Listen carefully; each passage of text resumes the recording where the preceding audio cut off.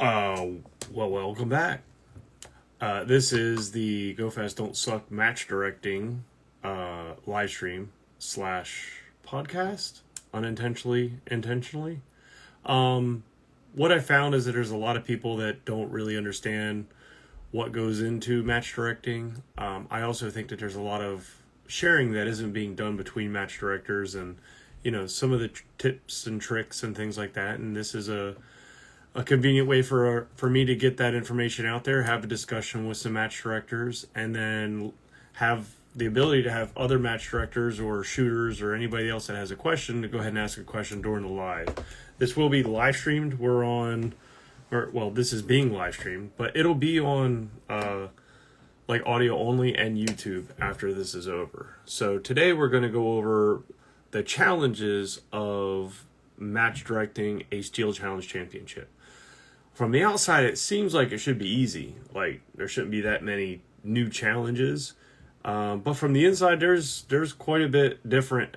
There's a lot more guesswork and things like that. But I've got Mr. McPhee. We're going to bring him on as soon as he pops into my channel here. I'm afraid he's forgotten how to join us. But Kevin McPhee just did the Area 8 Steel Challenge Championship for the second time this year. I'm going to send him a message while I'm talking. And while I was there at the match, I made sure I had a conversation with him about, some of the challenges. And I was like, well, let's go ahead and do that on the live. And let's get him, see if I can get him in here. He should know how to be in here. He's been in the last ones. So let's see here. We'll get on the old Facebook. Are there any Steel Challenge match directors on right now? Go ahead and throw a comment and I'll join you on. We can start talking while I wait for Mr. McPhee to join us. Otherwise, we're going to wait on the younger, technically challenged crew. He might be waiting for a phone call. Come on, nobody else wants in. Let's see. I haven't seen him jump in yet, so we're still waiting. I did notice one of the things they did at the match was where I prefer using the commander timers to see splits. Less important, it seems, in Steel Challenge. So they were doing the billboards, and that let the shooters and the people filming actually see. Who makes those? The CED billboards that go with their RF timers. So, hey, McPhee, there you are. What's up, guys? All right. Well, we were talking a little bit while I waited for your technically challenged self to join us. My mistake. Priorities are in order, I suppose.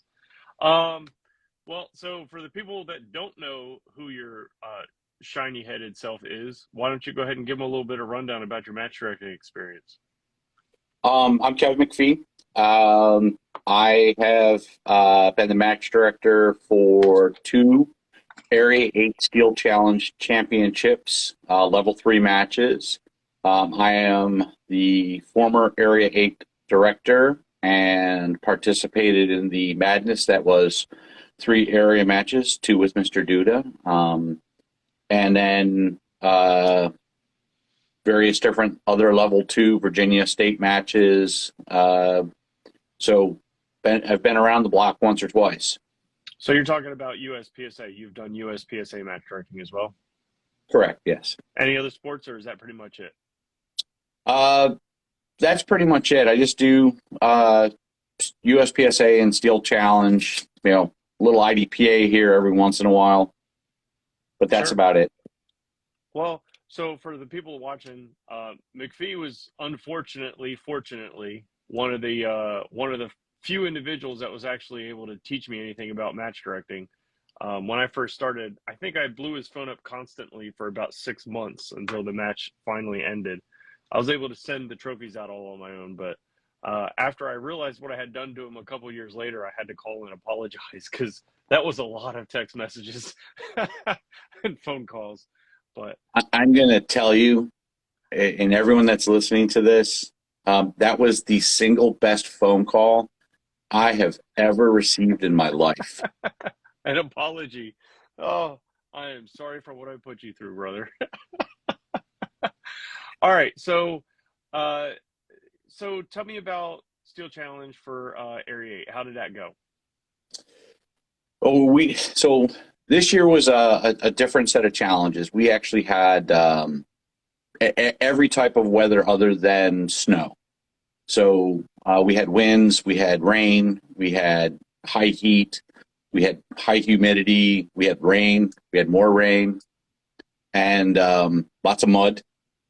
So that made certain things a little bit more challenging. But the one nice thing about Steel Challenge is generally for 7 of the 8 stages, you can easily put up a tent above the shooting location to protect the staff primarily, and to some extent, the actual shooter.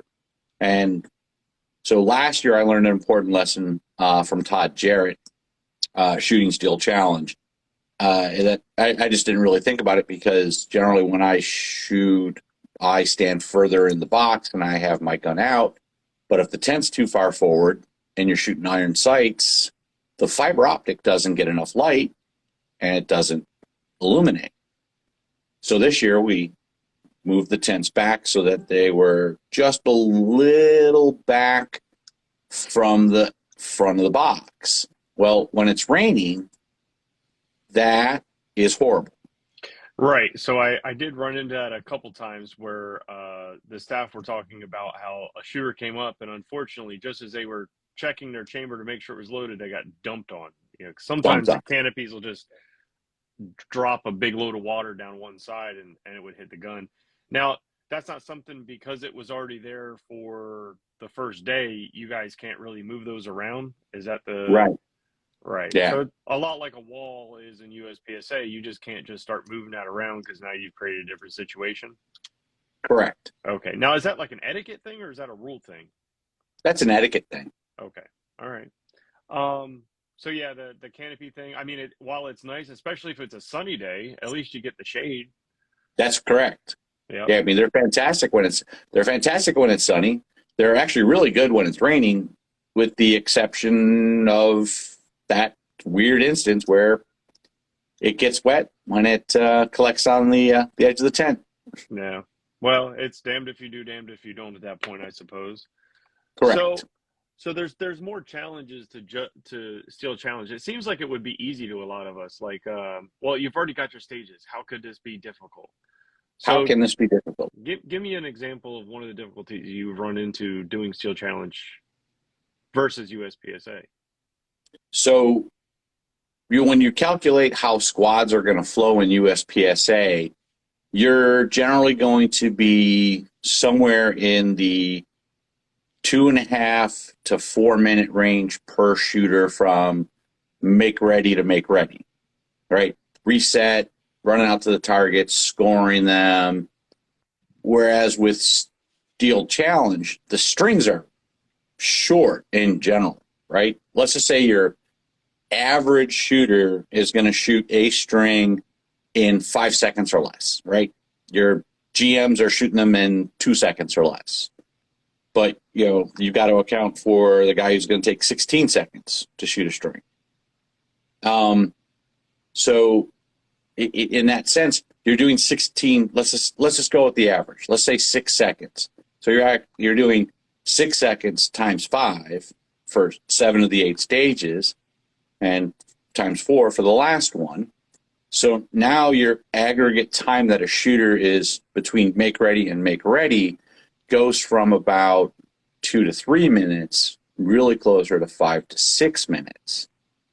And most large Steel Challenge matches, the shooters want to be able to do multiple flights per day so they can get multiple guns in. So generally in Steel Challenge, you shoot 2 guns per session. And if there's enough sessions, shooters will join and they will shoot 8, 10 different guns throughout a match. Now, for us, because we were only have the ability to run 4 sessions, 1 shooter session on Friday after staff, 2 on Saturday, and 1 on Sunday. I had guys shooting 8 guns. They show up Friday, shoot both sessions Saturday, shoot a session on Sunday. And that adds up really fast, because now what you've got to do is you've got to manage the squatting in such a way that there's either 8 or 10 guns on a squad, and that squad's time to shoot from first make ready to last range is clear and they're leaving the bay has to be 25 minutes. Because if it's anything longer than 25 minutes, the squad behind them is going to get caught up. Well, and they're generally, I mean, USPSA, we expect to see 12 shooters, where you walk up to a steel challenge stage, there might be 12 guns, but there's only 6 shooters. Only five or 6 shooters, right? So then you add in the complication of, okay, let's say it's a 10 gun squad. That's 5 guys, or 5 shooters, I should say. So yes, because I got whooped on pretty handily by a bunch of teenage girls this weekend. So we all did. I've just become used to that. So in Steel Challenge, at level 2, level 3, level 4 matches, you are prohibited from shooting your guns back to back. So there has to be at least 1 shooter in between you and your next gun. So generally what happens is they run through all 5 shooters, and then they start again, and they run through all 5 shooters. Right. So when you do that, that means that the shooter shoots, and then he goes back and loads mags, and then the on-deck shooter is shooting. Well, this guy's got 5 mags to reload. Generally. Yeah, so you're waiting for one person to go down and reset, basically, because everybody's doing something to get ready. Yeah. Correct. So that then compounds that cycle. So if you have efficient squads, you get the guys that show up and they have enough mags to shoot both guns already loaded, ready to go, and they shoot, they step back. The next guy shoots, he steps back. That guy then goes paints. That guy shoots, comes back. Then that guy goes paints, and you get that cycle, and they burn through, and then they have that buffer of about 5 minutes to load all their mags and walk to the next stage. Generally, that's enough. You end up with like a slinky situation where that squad catches up with the slower squad, and that squad moves on, and they catch up. So you end up with this like the slinky moving down the range. Correct, and that's just where the hardest part comes in, especially if you have all 8 stages filled with squads of 10. Any hiccup in that timing causes a landslide, and it's not necessarily that somebody was doing something malicious or there was any sort of ill intent. A gun failed, and they go 2 minutes to get their thing. Granted, their max time is 30 seconds, but they get technically a minute to make ready. Well, yeah, like I was going to say, there's more than that. I see a lot of, you get your C-class GM make readies where they're making ready for the full minute, and then it takes them 16 seconds to shoot the string, and then you're like, "Daggone, man, that you wasted your good sight picture on the make ready, bro." So yeah, I can see that compounds it a lot. I don't think that's the only challenge that you guys run into, though, is the timing in the squad matrix. Oh. Yo, yeah. My wife just popped in, see if I need another cigar and bourbon. So. You show off. Mine's like, oh, you're drinking again. So, one of the other challenges that I saw you run into, definitely both years, but it's knowing what your budget is for the match. It seems like it should be straightforward. Like USPSA, you're like, all right, so we have so many squads or so many slots that are given to sponsors. So the rest of these slots will sell. If we lose, say 10% of them don't fill up, we know we've got this chunk of money. But when you're doing Steel Challenge, you guys give price breaks for the same person shooting another gun, right? So last year that was the pricing model I did. And so that actually believe it or not, caused me more problems in figuring out the finances of the match. So this year, I went to a flat fee per gun, and I lowered the fee substantially. So last year I did 100 and then 50 for every additional gun, and this year I just went 60-60. And because of it, so people were paying less and shooting more, I actually got more people to shoot. Nice. I also think that there was some ammo availability that really helped just before the match came out.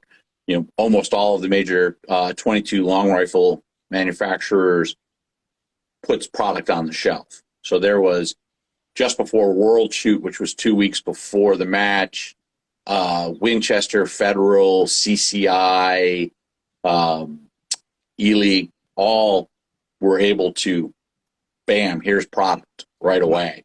And I think that helped a lot. Nice. Yeah, because we ended up, there were still empty slots a few weeks out, and I had done a giveaway to try to fill in some slots, and we were able to give, was it Tony? Tony got a dry fire, Steel Challenge dry fire kit and barbecue sauce. So, yeah, I see it as a struggle trying to fill in a match when you were doing it the other way, where you weren't quite sure what your finances would look like. Right. And you're saying, so if there's like a Steel Challenge match director watching now, you're saying lowering the fee substantially and just pay for how many ever guns you're going to come play with worked out a lot better. Yeah. Actually, I think $60 is kind of the sweet spot. This year's really weird.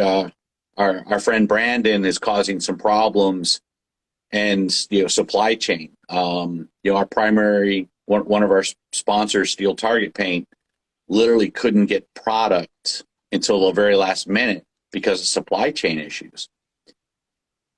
And they actually were very, very nice, and they honored the original pre-price, which was fantastic, because while they couldn't send me all the paint that we wanted, they were able to send us enough paint to get through the match, which is really what was important.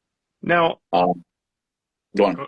So let's talk about paint, since we're on it, because that's a big part of Steel Challenge, is going out and resetting the steel. Because you have to paint all of the hits, edges or not. That way you know if the person hit it or not.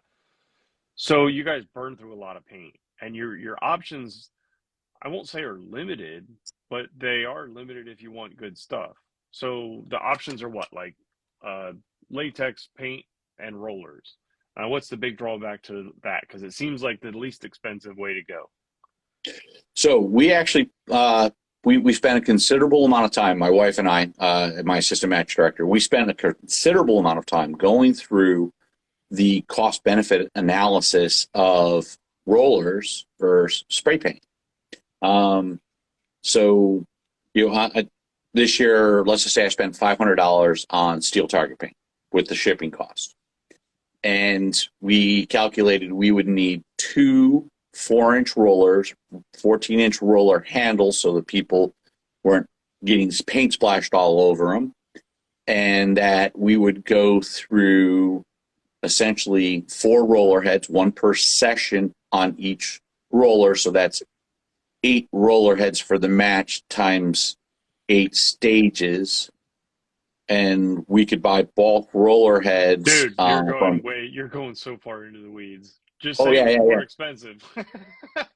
So actually, buying rollers and gallons of paint turned out to be about $500.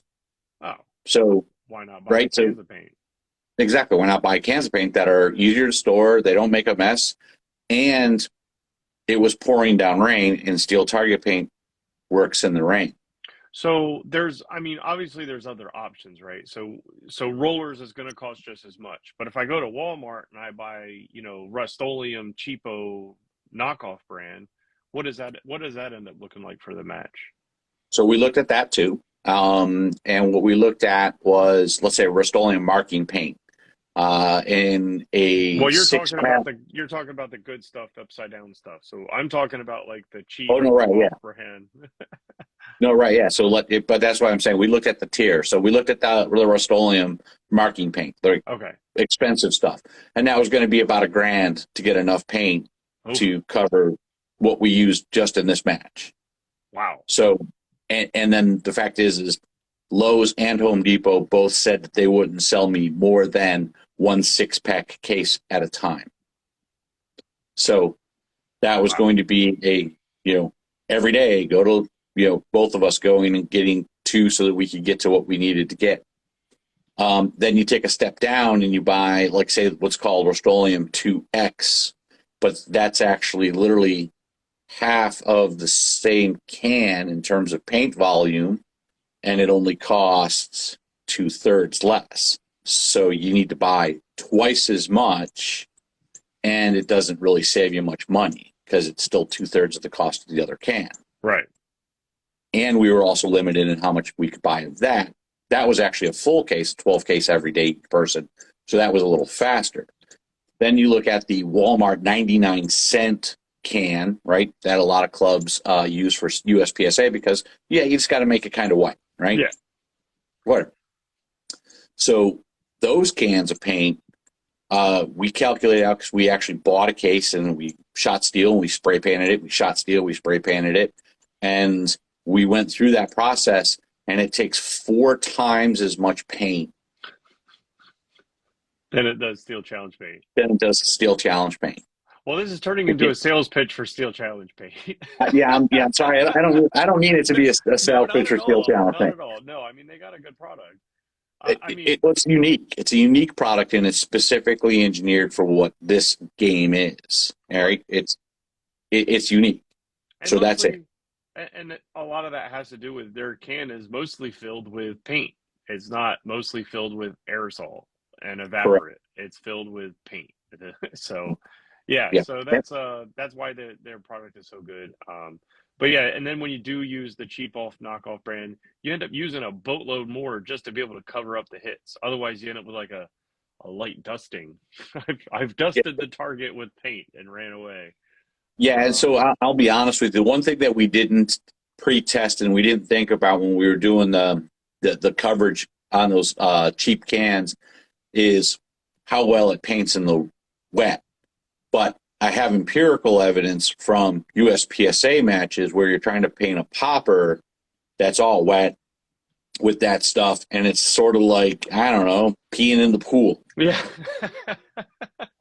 You did it, but no one can tell. Instead of painting a surface, you're painting water droplets. It seems like the steel target paint does push the water droplets away when you're But yeah, so we've got, what would you say? Would you say, I mean, other than staff, and we'll come back to staff, but other than staff, paint's going to be your biggest expense for any Steel Challenge match, is it not? So yes. So in the idea that you have a large Steel Challenge match coming up and the club actually owns enough steel to run all 8 stages, and so my Steel Challenge club, we have enough steel to run 10 stages, not 8, 10, because we had 2 plates fail, right? They just, the welds eventually crack shooting major at them, and some people will shoot major at them, and they fail over time. It's just it's the nature of how the steel is constructed that the welds give before the steel fractures. Well, we're coming back. We'll come back to steel again, but we were talking about the cost of right. That's what kind of so cost, right? The supplies, right? So if you're a club that doesn't have enough steel to have those backups, you have to account in buying steel. Let's say, put aside $1,000 to buy extra steel plates. Then the other costs that you have in there is the wood. So in a normal year, the wood's fairly innocuous. It's maybe $100. You bought it once, and it seems to last forever until it's out. until Right. that last plate fails, and you're like, oh crap, I'm out of lumber. Right. And so, this year, the prices have come down, and we actually only put about $250 to wood budget this year. Nice. Right. Right. Yeah. Compared to USPSA match, that's laughable. Right. Last year, when we bought the same amount of wood to cover the steel, to cover the match, we spent $600. Ooh. Dang. Right. Yeah. That was a terrible time to have to buy lumber for sure. It was a terrible time to buy lumber. So, so really, if you look at it, paint is, an expense, generally somewhere between $500 and $1,000, depending upon how much paint you're doing, how many days of shooting you're doing. Well, I mean, so for your 3-day match running, what is that? You ran 6 sessions, right? Yes. Right. So that your was 3-day match for 6 sessions, you went through $500 worth of paint. 12. Actually, we went through more. So we went through 12 cases of paint. Oh, okay. Right. Oh, right. Because you had some on hand already. Is it what I'm guessing? Correct. Okay. Yep. All right. And that's considering it was not like a completely sold out match, and staff shot all by themselves, but they shot a staff day for one of those heats. I keep calling it something different every time. Sessions. That's it. So yeah, that's a big that's not like the worst expense possible. And when you're trying to figure out how much paint you're going to use, do you try to judge that off of how many number of shooters? Number of shooters, right? Because each shooter is going to supposedly take what, like a can of paint? Consume a certain amount. Yeah. And so I haven't fully figured it out, because people who are really familiar with painting steel for steel challenge with steel target paint know to go and walk away. And painting smiley faces on the back of the steel, designs in the gravel on the range pointing to the targets, things like that. I may have had to say something to somebody about that. Don't stop doing that. Stop what you're doing right there. Okay. So that's an expense, but I mean, we're talking about $500 in paint, but really it was what, like, it's closer to $700 for the extra paint that you had on hand. Right. Yeah. And that includes shipping from them, right? That's correct. That's not just the raw paint. Right. And that actually, so I'm lucky enough that I actually have a place where I can have pallets, with loading docks. So I save a lot of money on that from that perspective. Now that's something that applies to both or every sport. If you're going to order from one of these companies and you have access to a loading dock, you'll get a big cut. And you're ordering, 12 cases of targets for a USPSA match. If you have a loading dock to send it to, that cuts the cost way down because they're not sending individual boxes. Yeah, they're not shipping it UPS. They can ship it through one of the bulk carriers, and they can save a substantial amount of money. So, yeah, I had paper targets delivered to the house last year for a junior camp, and the shipping was more than the targets. And this year I had the 10 cases of paint and the other swag that was sent, and that whole shipping charge was $100 because it came freight. Yeah. So the next expenses is something that we all share, which is staff. Now, how many staff do you need for an 8-stage steel challenge match? So in a perfect world, you want at least 3 staff members per stage so that you don't kill people. So I had 30 staff this year. That was my targeted goal. I ran everything with 29. I had one guy have a medical issue, but that's why I had 30. And, so it's three staff members, 3 ROs per stage, then 2 stats officers, a quartermaster, right. the RM. So, I mean, when it comes to the cost of things like that, this is one of the things that I'd really like people to be educated on is, man, if you live anywhere near a club that is actually hosting a match, if you're not staffed and you want to go shoot it, man, just think about staffing it. Because what does it cost for a single person would you guesstimate what it costs a single person of staff for a match Um, that you have to import? yeah, so like the imported staff members essentially came down to about $300 per staff member. So it was $260 for their hotel room, and then basically paying to feed them breakfast and lunch every day. Right. And that's not counting staff dinner. And that, Right. we're not trying to roll the cost of, like a staff gift or anything in there for saying thank you Nope. for coming. And that doesn't even negate, we're not even talking about the fact that they're shooting for free. Correct. Yeah. So there's all of these things that went in. So if we started adding all that stuff up, it's going to be closer to what you spent in paint per staff member. Now, Well, actually, if you put all those other little caveats in there, so if they shoot two guns, that's $120. right. So now you're at 300, 400. So we're getting up $500 right per shoot. And if it's a staff member that lives nearby, that can just drive to the range. Now really, it's going to cost me $150 because literally they're shooting two guns for 120, and it's $30 or $40 for me to feed them. Right. So, and it's that if we really want to find a way to make our match better, if you can drive to a match and staff that match, that saves the match substantial amounts of money to be able to put that back into the match, and that could be huge. Yeah, absolutely. I've been very lucky, and my local area, while primarily USPSA and IDPA shooters, I've been very lucky in that I've had at least 50% of my staff as local shooters, and the other 50% live just far enough away that driving back and forth really isn't an issue for not safety and just, hey, yeah, you got to get up at 5 o'clock in the morning to be at the range at 6:30, so you're ready to go at 7. Versus, yep, you're going to roll out of the hotel and you're going to be here 20 minutes later. Yeah.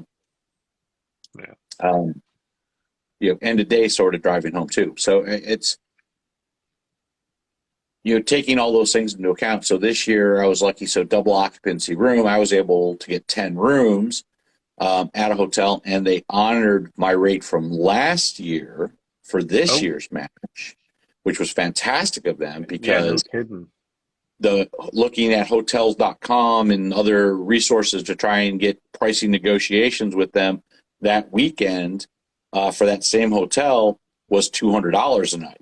And they actually honored the $110 from the previous year for me since I came back. Yeah. So they're definitely trying to build a reliable customer there. yeah. And it's a Marriott. So it was, they didn't have to do it. They could have just told me to go. Yeah, go pound sand. Yeah. So, all right. So I look at that. So my match, right? And I could talk budget, right? So the budget on this match for me was about $12K, right? Came in just under that. I think if there was like $11,000 that came into the match, and $2,500 of that went to hotel staff, for the staff. $3,500 of that went for shooters jerseys, staff shirts, and stuff for the staff. And then there's another $3,000 for the staff to eat, right? Breakfast and lunch. And then another $1,500 for the staff dinner to feed 35 people. Well, so it was, yeah. Let's talk about that. I mean, how hard is it? Well, talk about that. I'm changing gears up on you a little bit, but how hard is it to actually staff a Steel Challenge match? Actually, if you're coming off it as a USPSA shooter, let's say. So last year, I was basically begging and pulling people out of the woodwork to come staff the match, and I had 18 staff last year. Almost half of the staff I have this year. And that's got to be rough to try to staff it with two people per bay, basically. Correct. Yeah, you had 2 people per bay, so they were doing nothing but working, and you had basically the stats people doing quartermaster duties, running batteries, getting timers, doing this, doing that. So yeah, it was crazy. This year. As far as being a staff member versus for Steel Challenge versus USPSA, more work, less work, how close are the rules? So there are key differences in the rules. Most of those differences really revolve around the actual shooting commands, right? So make ready. Everybody knows make ready. Are you ready? Now, the difference becomes, how many times do you say, are you ready? Well, most shooters in Steel Challenge want you to say, are you ready? Every single string. Some don't care. Most want you to say, are you ready? Every single string. Now, how much time does that add? A couple seconds. But you add a couple seconds to every stage at 5 times, every shooter, it adds up. And then, unlike USPSA, where 90% of the competitors, it's hammer down and holster. In Steel, it's bag, flag, there's all of these extra steps that you have to wait. USPSA, unload, show, clear. We have clear, hammer down, holster. Range is clear. Boom. People are already out, going, shooting. Steel Challenge, it's if you're finished, unload, show, clear. If clear, bag it. Yeah, now you're waiting and watching them bag it, because you have to watch them. Messing with their dot, doing this, doing that, getting the flag in there. Okay, range is clear. And then you got one crusty guy going down range to paint steel. Right. On outer limits, where he's got to walk 35 yards there and back 4 times for every shooter. Yeah. Okay, so yeah, that's a bit of a struggle. Let's come back to the steel. We were talking about that earlier. You were talking about steel breaking, and I think that's not going to relate to some clubs. So you have, which steel targets do you have and why? So I have GT targets, and I have GT targets because Carl McKhee, who owns GT targets, has been a very good supporter of the area 8. He lives in Pennsylvania. He takes care of his customers, and he does the right thing. So he has 2 styles of steel that hang. So he's got the old hooks, which is what our club has, because we bought steel a long time ago. Actually, I've been buying steel for a long time. And then he's got the newer ones that hang on a pin hook that comes through the steel. So there's like a hole in the steel.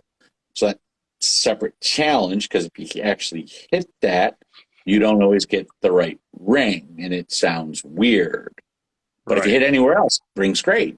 If you hit that spot, it's weird.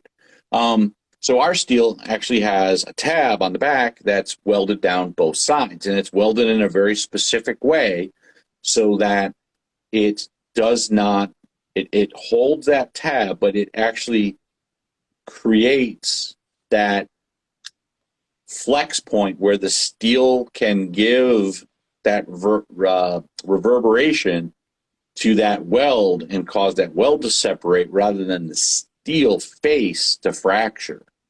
Right. So it lasts a lot longer. So you've got the ones that you described where it's got a steel tab or a steel hook or some fashion welded to the back of it. you've got the other one that he offers where there's a hole in the steel for a tab to come in and then it hooks on that. And the advantage of that is that contraption that holds it onto the stick is a welded piece, or is that a solid piece for him?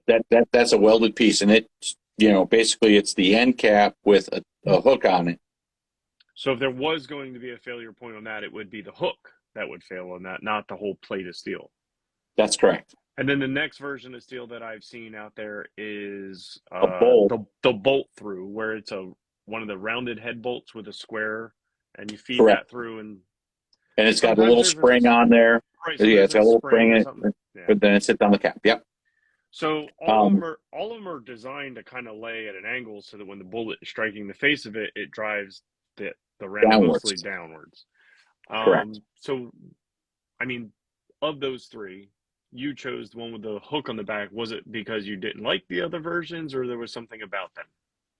Actually, no. Really, what it comes down to is when Scott Cook and I actually first started talking about getting Steel Challenge going at Cavalier, that was predominantly the style. The innovation for the cut hole through the tab and the bolt hole really kind of came about maybe about 2 years after we made that first purchase. So we were 4 stages in of buying steel, and it was just like, well, do we switch or do we just keep going? And we talked to Carl, and Carl's like, well, it's not going to go anywhere, so it's it's perfectly functional. Why change?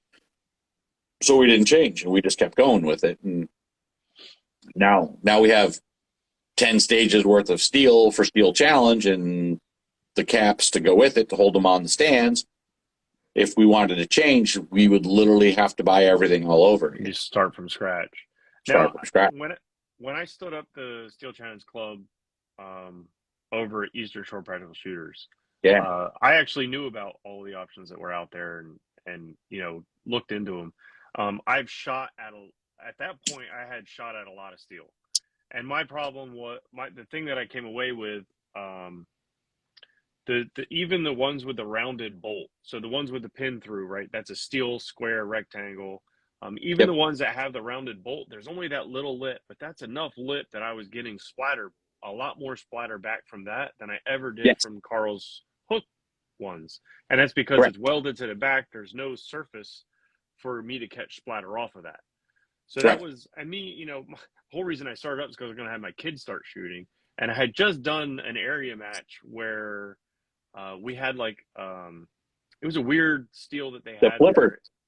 No, this was different. It was they do a steel championship up there that's not Steel Challenge. SCSA. Right. So they had the steel, but they had like an old tire rim is what the base was welded to that you stuck the stick in. And that worked great. But man, did we get a lot of splatter back. One guy, Anthony actually caught like a full round back off of one of those guard steels. So it came down and deflected in such a way that it skipped off the ground and hit him in the leg. And that was to have a round go, 90 degrees from the direction it was shot. That sucks. So I made sure I bought the flat steel with a hook on the back just to get away from any splatter I could possibly get away from. So when it comes down to making a decision, if you're doing a little bit of research into which targets you're getting and why, maybe you experience that moving forward. So the way our range is set up too, we actually have like a 20-foot tall berm that's between our pistol bays and our 600-yard line, where the cover is, and it's kind of uphill. And what we've actually experienced with having like falling steel poppers and stuff, that if the popper is actually kind of set back at an angle and you shoot it at the top, you'll get just enough skip off of it to send the round onto the 500-yard line. Mm-hmm. Yeah. And it's like, okay, if these are all angled down, you'd have to actually hit the very, very top of the plate at an angle if you're an 11-year-old, it's a lot harder to get do with that. steel challenge plates that lay like that. Your only Yeah, option USPSA would use like Ford followers or something like that to get yeah. away from it. But yeah, man. So as far as the difference between like managing a USPSA versus managing a steel challenge championship, any other points that were like So I'm going to had that say difference? honestly, it's the amount of cat herding is fairly equal in both scenarios. Really, the difference that you run into for steel is because of the people shooting multiple guns, there's twice as much opportunity for that major delay to happen. The gun went down, this happened, that happened. And so it's like, how often can you reach out and grab the aluminum pole during the storm, right, without getting zapped? And that's kind of what we're doing is every time the shooter goes to the line is like, okay, I made it. I made it. So from that perspective, it's, the squatting is very similar. Squatting matrix works kind of the same. You get a lot of confusion sometimes if people don't read the squatting matrix. Sure. Well, I mean, this is an equal problem with USPSA too. Is it? Yeah. I think your setup might have been different. Now you had like a 4-stage. You would shoot 4 stages, then you'd move to the other side of the range to shoot those 4 stages. That wasn't something that I've seen other places. That's not something typical, I'm guessing. So actually, what's kind of funny about it is unless you have a facility that has 8 or 10 bays that are in a line, Ontalani, right? Perfect example. So Ontalani has, and when they set up East Coast Steel Challenge, if you remember the bays that were behind the barn, you had 1, 2, and 3 before they built the new stuff around the edge. So when they were running Steel Challenge there, they'd have 3 stages back there, and then you had to come to the other side, and you had to shoot the other 5 stages. Right. So they, even in that sense, they actually had sort of a zoning squatting matrix. You'd shoot over there, and then you'd come over here, and vice versa. And then when they finished building the other bays, they could then kind of run it around it like a U. Right, that's pretty specific to them. I don't think everybody listening is going to understand that. But no, yeah, it is. Unless it's a range that's got like 1 through 8 marched down, it is pretty typical to have them shoot a zone and then come over and shoot the other zone. Okay, correct. That's pretty interesting. I've only ever experienced that at like a national match when you're shooting zones on different days. So, what else? So as far as your core staff goes, because I mean, you have sponsor coordinator, match director overseeing that person, somebody to handle registration, somebody to handle stats. I mean, I guess the only thing you really don't use as like a core staff role would be like stage designers, right? Correct. Yeah, really. That in very functionally, you're absolutely right. I mean, that's if there is one thing that's about Steel Challenge that is, I'll call it less complicated than setting up for USPSA, is that you have 8 stages and they are documented, they are known. The challenge to this is they are documented and they are known. You got it. So yeah, that's another thing is if you don't have a flat and they have to be right, or you have a steeper sloping range up or down, you've got to accommodate. You got to fix that. And there's some people out there with like laser levels and stuff. And, correct. Yep. Yeah, to get them precise. Yeah, if you've got a regular base, and so we were very lucky. We had a lot of say in how our pistol bays were built when the club was building them. And one of the things that we were really, really adamant about is that obviously they need drainage, but they also had to be flat, Yeah. right? So we actually, all of our bays only have a 2-degree slope. It's enough for the drainage. It's enough to come out. And that allows us, uniquely at my club, to have the boards for all of the different size targets pre-cut to that length so that the top of that steel sits at 5 feet. And Right. the way the rules are written, it's from the shooter's box, all of the steel must appear to be 5 feet. Right. Right. So if you got a big slope up, Quantico, big bring slope that transition up here. Right. Well, that's thick. That 18 by 24 inch plate sitting on for outer limits is only this tall, and the steel's like literally on the ground. Yeah, otherwise you're transitioning up slope this way. Yeah. It's like pendulum. Woo! Well, So the last challenge, I mean, that's in a very important part of Steel Challenge. I know from doing the dry fire kits that people were very like, hey, what height do I set this? I'm thinking it's obvious. I'm like 5 feet, right? Yeah. Eye level. And they're like, oh, we need to know exact measurements. So, okay. Vertical perspective is going to be the same. So set it at 5 feet to the top.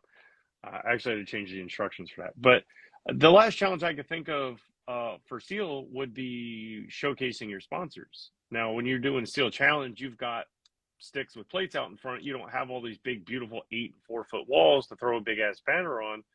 So right. how do you showcase stage and match sponsors without something downrange that'll end up in videos and stuff? So what I actually did this year, which I think worked really well, is I took 4 foot by 8 foot walls and I laid them on their side so they were 4 foot tall. And then I had stage signs that I got from some company called Go Fast Don't Suck. I heard that owner's an asshole. I've heard that. So I had these, I had the stage signs. Hey, here's the stage you're shooting. And then I was able to then put a banner on a wall in such a way that it was stood up so that people could stand behind the banner and take pictures. And if you're out there on social media and you're looking at Facebook or Instagram on the Area 8 Steel Challenge webpage, or you're looking at Rimfire Race Guns or my club's Steel Challenge page, there are people posting standing behind those barriers with their banners. We have a walkway that goes up to one of our other stages that had pillars, for fencing, and we were able to hang banners all the way up to the bay. And the big banner at the front, Sean Rustic Designs made us a template out of wood. He laser cut it so that we could spray paint, and we basically went out and got some coroplast and we spray painted that, and we made signs for registration, for parking, the match direction, blah blah blah. And a low expense set of signage. I think it was like $25 to buy 12 sheets of pre-cut coroplast and spray paint it and go. And It was fantastic. I mean, it's a nice, easy sign, and it's right there. It's ready to go. It's a nice way to drive attention around the range without having to spend a bunch of money. Yeah. I see that. That was actually something we had discussed, is like, dadgum, the tables always make it into the videos. Yes. We really need to do something about the sponsors not ending up in the videos. So yeah, there's going to be a product listed on my website shortly. It'll be 10 banners with your stage sponsor and match logo on them to hang from or staple to your tables so that you can showcase your sponsors a little bit better as a match director or as a sponsor coordinator for a match for a minimum price. Yeah, I'm really looking forward to that, because like you said, where do people take the video? They take the video while a person's shooting. And literally, even if you just did 2 sides of the table, a side that faces the shooter box and the side that faces back to the gallery, now you've got That's already You know, double the basically amount of exposure. logo right there. Boom. Yeah. The year that so we did the USPSA Area 8 Steel or USPSA match, and you came up with the idea of putting the Coroplast little signs on the bottom of the target stands, Mm-hmm. right? I actually still have those stapled to my wall in my garage. Yeah. Because they're awesome. And it's just like, I remember when we first talked about that and came up with the idea, and I don't even remember how much it cost, but it was worth every penny. Yeah, and they were something like $8 a piece. Yeah. But we bought two per sponsor if you were a stage sponsor or a division sponsor, and we put them all around the range or on your bay, and especially on the closer targets where they would end up in every video. Exactly. Yeah, You'd see a it was logo awesome. in every video. It was outrageous, and that's where I think I'd like to see us going with Steel Challenges, kind of get that, because you have the billboard clocks, so the billboard clock is there. So when they shoot their string, as soon as they stop shooting, well, as soon as pretty close to them stop shooting, you get the updated clock for the video, and that makes it really engaging for somebody to watch. Now, let's show people who's sponsoring the match. Let's show people what the match logo is, because you watch a Steel Challenge match and you kind of have to read in the comments to see where it was. Oh, that was actually a national championship. I had no idea. There was barrels with Coroplast stapled to the top. I had no idea. So yeah, I'm hoping to drive some people to that, and let's showcase our sponsors a little better. But I mean, otherwise, what you did with the idea of putting them on the walls, but not just putting them on the walls in the berm, leaving them far enough for people to stand behind, that was a good idea too. I mean, that's where you see everybody taking their pictures was now behind the banners, and you got to actually see the logos that were on the banner. So yeah, that was a pretty good idea. Basically, I wanted to provide a way to do the return on investment for the sponsors, because every time a junior shooter or somebody takes a picture with that banner, that generates clicks, that generates people looking at stuff. The videos of people, on the mat at the match walking around, and it's just like there's the banners. There's EGW up on top of the berm so that you can't miss it. Literally, you drive past it twice. Hey, look at that EGW. And that the further go forward with this too is, you were actually, as part of your sponsorship to me for the match, you actually made me the main banner, right? Which is what we now have up on the Area 8 Steel Challenge official webpage, Facebook page. And you provided the stage flags, the feather flags, so that you had the sequential number for the feather flags. And that, to me, you put the cherry on the top of all of the other things that I had planned for the match. And those feather flags provided us with that last little bit of awesome, I think, for the match. And I really appreciate you bringing those out and having those available as part of your sponsorship for my match, because everywhere where we could possibly put your logo is there. It's on every start sign. It's on every stage sign. It was on all of the feather flags. It was on the match banner. I remember that. You were like, Bill, where's your banners? I was like, oh crap, I didn't bring any. You're like, well, what am I gonna do? All I have is this little one. I was like, bro, I'm like, my logo is everywhere. I'm not worried about it. I just, waving my hands around like, here's one there and here's one here.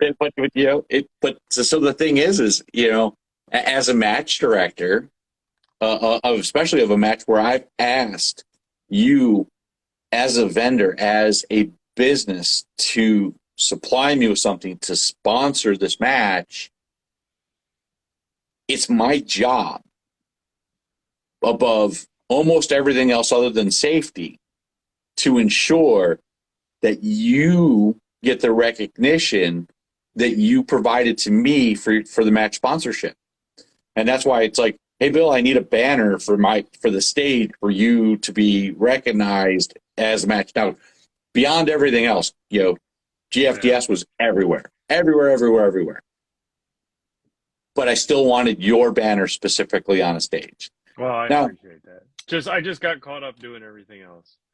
But as far as Steel Challenge goes, I think we've covered pretty much everything there is to talk about, the differences and the new challenges that are created from running a Steel Challenge championship. Yeah, I think so. So reality is the USPSA Steel Challenge fees for level 3 are the same. It's $5 if you're shooting USPSA. It's $5 if you're shooting steel. So the activity fees don't change. So from that perspective, similarity. It's the same cost. How much water do shooters go through? It's the same cost. Do you include lunch in your match fee, or do you make the shooters pay for it? So again, same thing. Same thing, yeah. Right? Same decision point. So it is very, very much the same. From a sponsor acquisition perspective, Steel Challenge is a little different because most of the sponsors, and so for me, I actually sent out to 42 sponsors, a request. Hey, I'm running this match. Do this, do this, do this, and I had 20 come back and respond, which was fine because I needed 8. I wanted 8 stage sponsors. Well, I got more than that, so I was able to give more stuff out to not only shooters but also compensate my staff with fabulous prizes. But the biggest difference, if you will, is having that ability to say, hey, I'd like you to be a stage sponsor, and then them coming back and saying, well, we'd really just rather be a division sponsor. I'm like, okay, well, so then we'll price it down and you can be a division sponsor. Yeah, because it's reverse. That's right. It's reverse. You have 8 stages, 13 guns. So you reverse it, where in USPSA you've got 8 divisions and you've got 13 stages. That's right. Oh, yeah, I didn't even consider that. Yeah, so that it's kind of that juggling act. It's just like, hey, I want you to be a stage sponsor, and this is how much money I want from you for being a stage sponsor, and this is what I'm going to do for you, just like the USPSA. Matter of fact, I use the same logic matrix, if you will, from the USPSA matches for the steel matches. It just kind of reworded certain things. And it's the other thing, too, is Steel Challenge doesn't actually require a match book for level 3s. So I put out a match book last year, which then forced World Speed Shoot to put a match book out this year. They're like, well, Area 8 did it. What the heck? Yeah, exactly. And so then I added, this year, all the state function. You trendsetter, you. And somebody made a joke about it, and they're like, well, it's not like the stages are different. And I'm like, it's not about the stages. It's about the sponsors. It's about where the stages are, what order they're in. Yeah. That's another thing, too, and that makes squatting unique in Steel Challenge, too, is I know we're getting close on time. Yeah. But I actually had to change how my practice score registration was set up so that the stages had the Steel Challenge number in them in the squad in the squatting, because certain shooters only want to start on certain stages. And if they don't sign up soon enough to get a slot on the stage that they want to start on, they'll withdraw from the match. Wow. Just, nope, I can't start on the stage I want. Wow. Okay. Dang.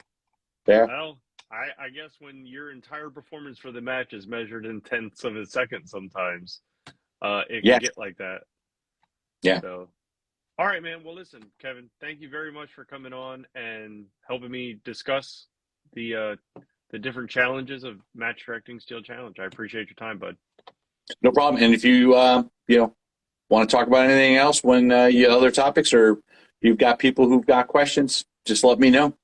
All right, man. Well, thank you very much. Thanks. Take it easy. Bye.